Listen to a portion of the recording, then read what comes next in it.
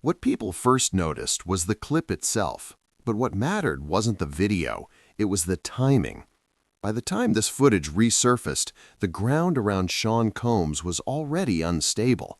Allegations had been stacking quietly for years, whispered in interviews, buried in lawsuits, and brushed off as bitterness or clout chasing. Then suddenly, this clip reappeared, showing multiple familiar faces from the bad boy era clustered together in a moment that felt tense, controlled, and unsettling. Nothing explosive happens on screen, yet the discomfort is unmistakable. Voices overlap, movement feels deliberate, and one figure, even without saying much, clearly sets the tone.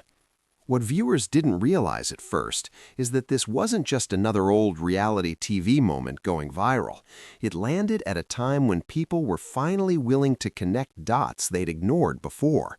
Because once you look past the surface, the clip doesn't feel random. It feels like a fragment of a much larger story that's been unfolding in plain sight for years. And that's what made it different. This wasn't about shock value anymore. It was about recognition. And once that recognition settled in, the question stopped being, what happened here, and became, how many times did this happen before? For years, the footage from making the band was framed as tough love, entertainment, and motivation. Viewers were told they were watching ambition under pressure. But when the old episodes are revisited now, the tone feels different. The punishments weren't symbolic. The humiliation wasn't accidental. People were isolated, screamed at, forced into submission, and made to feel disposable, often on camera, always under contract. What once passed as discipline now reads as conditioning. And that's what makes the archive so unsettling. This wasn't reenacted drama. Cameras were rolling constantly, capturing real reactions, real fear, and real psychological breakdowns. The artists didn't just perform, they lived inside an environment where power was absolute and resistance came at a cost.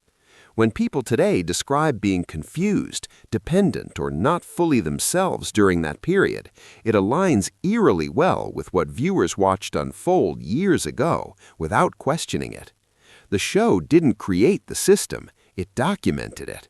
And once that realization sets in, the footage stops being nostalgic and starts feeling like evidence of something no one wanted to name at the time. As the conversation resurfaced, attention didn't immediately lock on to Sean Combs. Instead, it turned sharply toward Dawn. And that reaction wasn't random. For many former artists, she represented something painful. While others were pushed out, discarded, or emotionally crushed, Dawn remained close to the source of power. She continued working. She appeared protected.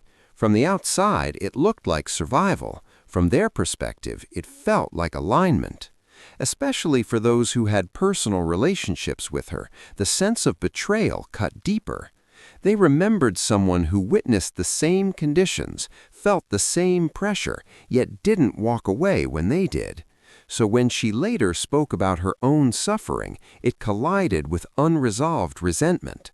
To them, it felt like she was claiming pain without acknowledging proximity. And that emotional conflict became louder than the larger issue. People began arguing about loyalty instead of structure, betrayal instead of power. And in doing so, the narrative narrowed in a way that felt satisfying emotionally, but dangerously incomplete. What complicates this story is that survival inside abusive systems rarely looks clean. Power doesn't just harm people directly, it recruits them. Those closest to it are often given small rewards in exchange for compliance. Protection comes with expectations, and over time, the line between being controlled and controlling others becomes blurred. This is where many conversations collapse. People want clear villains and clear victims, but hierarchies don't work that way. Someone can be harmed and still participate. Someone can fear consequences and still make choices that hurt others. That reality doesn't excuse the harm, but it explains how systems sustain themselves. When individuals speak about being given something, encouraged into something, or pressured into facilitating something they didn't fully understand at the time, it doesn't automatically negate their own trauma. It reveals how deeply embedded the control was. This is uncomfortable because it forces people to hold two truths at once. Pain can coexist, accountability can be layered, and focusing on moral purity often distracts from examining who designed the system in the first place. When stories from different people start sounding the same, time stops being an excuse. Artists from separate groups, staff members, and partners all describe similar environments: fear as motivation, degradation as discipline, substances as leverage, and isolation as control. These accounts span years, contracts, and personal relationships, yet they circle the same behaviors. That's when coincidence becomes structure. The names change, but the experience doesn't.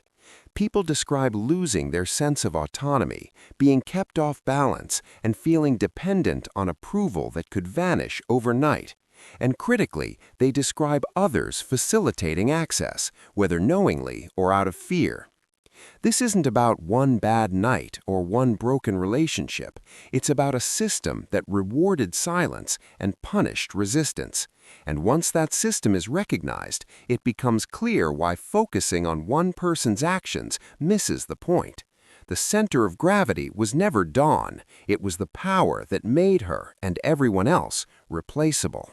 As more voices come forward, the story fractures.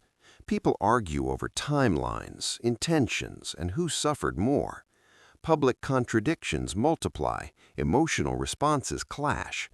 And while that feels like chaos, it actually creates stability for the person at the center of the accusations, because fragmentation weakens patterns. When witnesses fight each other, credibility erodes. When narratives splinter, accountability stalls. This isn't accidental. Powerful figures rely on confusion.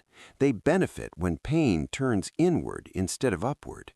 As long as former artists are defending themselves against each other, no unified story takes shape. And without unity, the structure stays intact. That doesn't mean people shouldn't process trauma. It means that public infighting often serves the exact system that caused the damage. Silence isn't required, but alignment matters. And historically, cases like this don't move forward until people stop arguing about their individual wounds and start recognizing the shared mechanism behind them. What makes this moment different is timing. Laws change, windows open, and patterns that once seemed untouchable suddenly become actionable. When multiple individuals describe the same employer, the same environment, and the same methods, the conversation shifts from personal grievance to enterprise behavior, especially when those individuals weren't just partners, but employees. That distinction matters.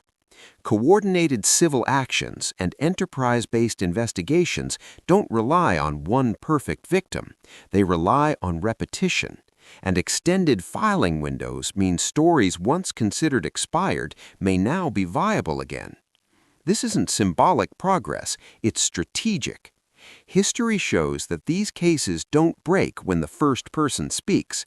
They break when several people are finally ready at the same time. Not as rivals, not as contradictions, but as evidence. When everything is stripped down, one truth remains.